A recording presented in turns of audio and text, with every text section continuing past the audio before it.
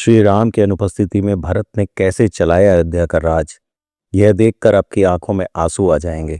जानिए उस महान त्याग और भक्ति की कहानी जब सिंहासन पर कोई राजा नहीं बल्कि भगवान की चरण पादुकाएं विराजमान थीं। वाल्मीकि रामायण के अयोध्या कांड के 115वें चैप्टर में लिखा है कि अयोध्या में वापस आने के बाद भरत जी ने गुरुजनों से कहा, अब मैं नंदीग्राम जाऊंगा। इसके लिए सब लोगों की आज्ञा चाहता हूँ। वहां श्री राम के बिना प्राप्त होने वाले इस सारे दुख को सहन करूंगा। महाराज तो स्वर्ग सिधार गए और मेरे गुरु श्री राम वन में विराज रहे हैं। मैं इस राज्य के लिए वहां श्री राम की प्रतीक्षा करता रहूंगा, क्योंकि वे महान यशस्वी श्री राम ही हमारे राजा हैं। वशिष्ठ जी ने कहा, भाई, प्रेम से प्रेरित होकर तुमने जो बात कही है ये बहुत प्रशंसनीय है। कौन पुरुष तुम्हारे विचार का अनुमोदन नहीं करेगा।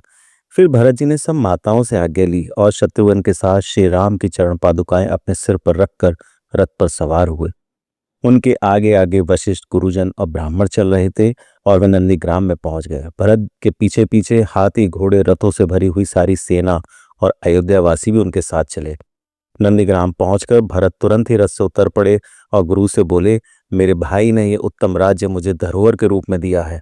अब उनकी यह स्वर्ण विभूषित चरण पादुकाएं ही सबके योगक्षेम का निर्वाह करने वाली हैं। आप लोग इन चरण पादुकाओं के ऊपर छत्र धारण करें।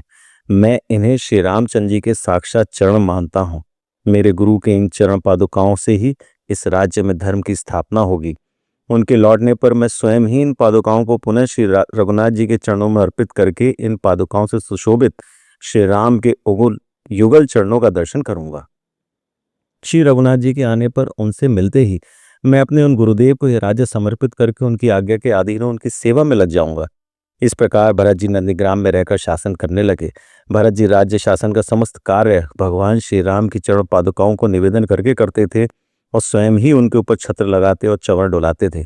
उस समय कोई भी कार्य उपस्थित होता था तो कोई भी बहुमूल्य भेंट आती थी, वह सब पहले उन पादुकाओं को निवेदन करके पीछे भरत जी उनका यथावत प्रबंध करते थे।